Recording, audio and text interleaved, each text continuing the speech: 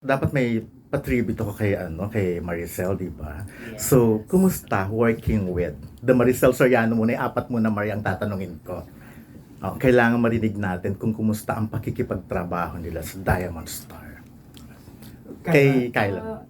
Ako, I was super nervous. Actually, in the beginning, working with Inay, I mean, she is the Diamond Star for a Yeah. reason, diba? And I guess really stepping into this whole show with such a powerful cast, talagang kinabahan ako.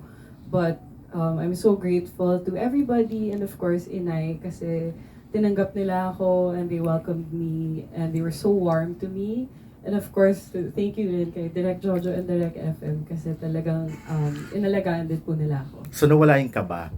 Nawala. At saka si Inay kasi para talaga siyang nanay namin eh.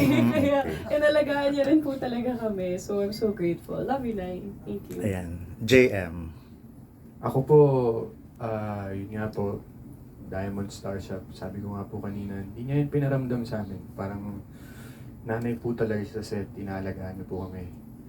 And yung sabi ko nga kanina, naging challenge sa akin pagka nakaka-eksena ko siya is nanonood ako sa kanya kasi sobrang galing. Okay. Parang ganung moment. Nadadala ako sa scenes. Ayan. Kim. Ako naman, very generous si Inay. Dami niyong binibigay sa amin. Lalo na ako kasi magkapaa kami. So, ang dami namin mga sapatos na mamahalin. Galing kay Inay. Tapos, ang dami niyang pagkain lagi sa, kwarto niya. So, pupunta lang kami doon. Tapos, magkukwentuhan kami, ganyan. And chikahan, ganun. Pero pag eksena na, yun na yun.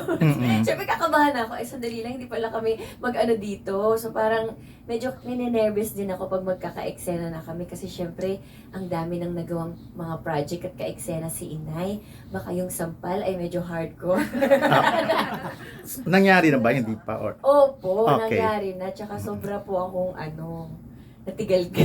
Dahil, because, Kim. Siyempre, di ba, yun, pangarap ng isang artista na masampal. Di ba gumawa kang vlog, nagpasampal ka lang kay Inay? Oo. Okay.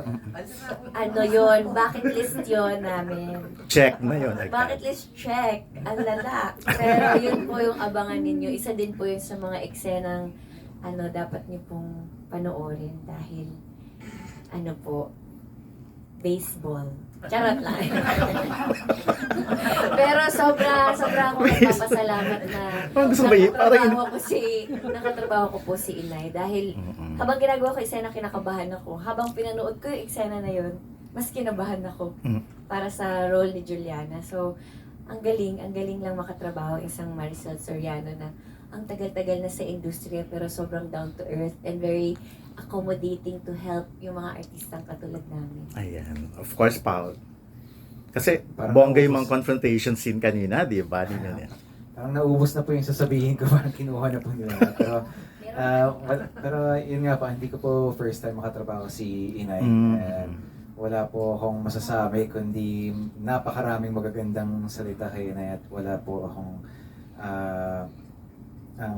mabibigay sa kanya kundi napakaraming respeto at paghanga. Okay. Reaction na lang. Reaction naman. Reaction of course ng Diamond Star. Sabi ko, wala bang cash? Parang kayo dapat nagbibigay sa kanya ng cash na yun. Wala ka lang salita ang natatanggap ko. Wala ka lang Hindi. Love ko sila. Sobra. Sa set, ako ay nag-aalaga. Pero sila kayo, lalagyan ko ng pulbos dyan sa likod. No, totoo. Lalagyan mo ng sapin sa likod. Sapin dito sa harap. Diba? Nako. At saka yung mga dalawa kong babae. Yung isa dyan, si Rosa. Oo. Baby girl ko yan. Pero kaming paisiyan. Kaya alam na alam ko. Tapos ang isa naman dyan, tawa ng tawa. Tawa lang ng tawa. Nakakatawa sila. Masaya ako. Kaya looking forward na kung pumunta sa set ng maaga. Kasi naantay ko na sila, anong date test? Naghanap na ako ng date test. Anong date test ngayon? Ganon. Ayan. Thank you very much. And of course, aabangan pa namin yung mas marami pang matitinding eksena. Si JM, pangalawang beses na lang magkatrabaho. Si Paolo, ngayong isang first time, ngayon lang talaga. And parang sila hindi nagsasalita.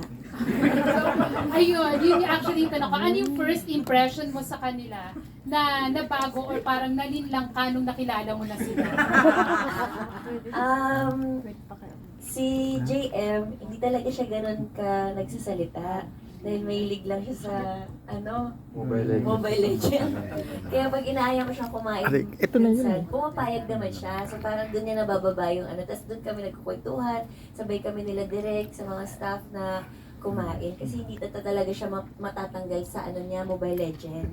Pero pag ako yung nag-aya, nabababa niya naman yung Mobile Legend niya. Di ba, no?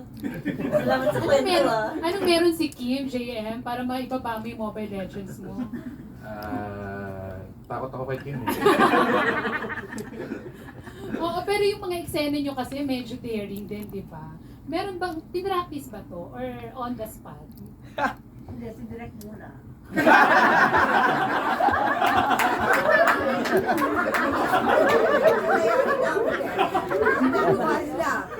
Sabi, ganito ka dito. Ay, hindi ko na alam yung kay Kim at saka kay Hindi ko alam si Direk din muna. Yung mga halik-halik sa leeg. Yan. Ayun. Ginagaya lang namin sila direct. Ginagawa mo ko din Ano ni Direk? May blocking naman.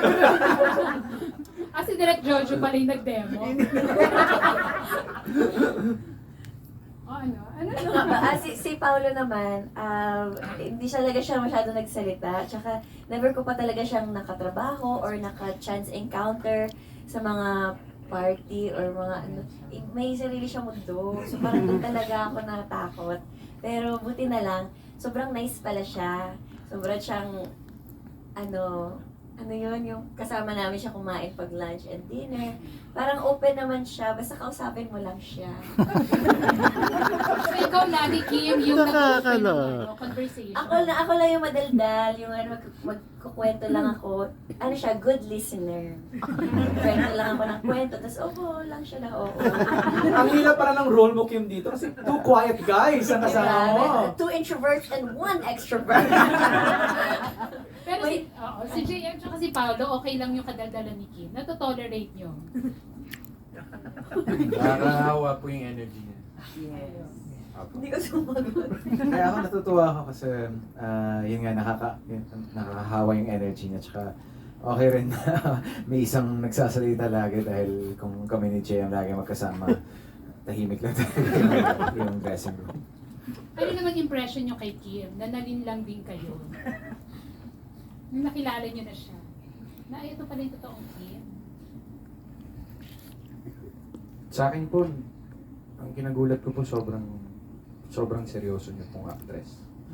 Yun nga po bukod po dun sa nakita ni Direk. Nakita ko rin po yun yung notes niya. Every time hindi siya pumapalya sa continuity, emotional continuity, sa character development niya. And nakaka-inspire lang po. And nakakaba at the same time kasi pag hindi ka pumunta ka sa set na hindi ka aral or hindi ka prepared, baka maligaw ka ng landas. So, yun po. So honored and happy na makatrabaho po si Kim. Talaga, JM, kinakabahan ka pa kay Kim knowing kung gaano kagaling na aktor? Hindi po. Mata pa lang niya, nagsalita na siya. Correct. Wow. Nag-uusap ang mga mata. Si Pao. Ako naman, ang kinagulat ko kay Kim, mabilis siyang kumilos. Usually kasi, syempre kapag may mga leading ladies or mga actress kang kasama, usually matagal mag-makeup, magbuhok. Si Kim, isa siya sa pinakamabilis kong nakatrabaho, and para sa akin, plus yun dahil parang sa mga ganito, limited lang yung time namin mag-shoot. At niraratsyada yung mga eksena na napaka-convenient na napakabilis din kumilos nung kasama mo. And hindi lang pag-aayos kasi parang, of course, nag-iiba rin ng mga eksenang ginagawa. So pati memorization and okay lahat. Di, minsan nga, akala ko nagkakwento na siya. Yung pala, nagbabato na siya ng linya. Uy, sadali lang, hindi ko pa memorize. Hindi, ginagawa ko yung pang warm-up rin ng mga ka-eksena ko. Parang Kunwari nag-aayos, sasabihin ko na yung lines ko, tapos para mas maging natural, tsaka mas maging para ma-remind rin sa next sequence. Kaya gabi pa lang kakabisado ko na pag si Paolo lagi kasama. Parang may pa-tribute din sila sa'yo, Kim, ah. Oo nga, birthday ko po. Salamat. Ayan, thank you. Yung next question ko kay